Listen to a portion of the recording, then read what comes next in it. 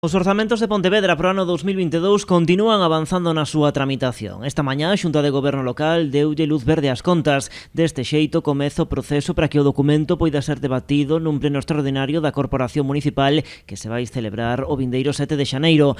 As contas superan os 85,9 millóns de euros, o que supón un incremento de 5 millóns respecto ao 2021.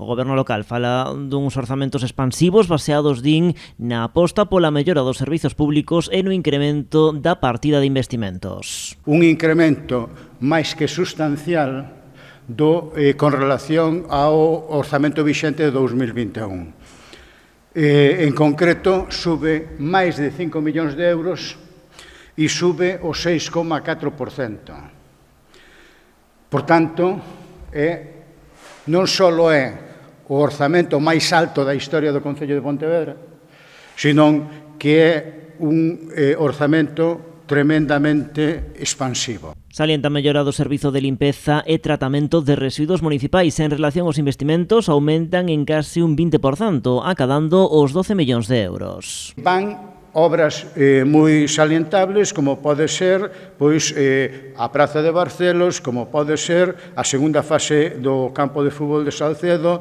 como pode ser obras de accesibilidade no rural que afecta a 7 parroquias.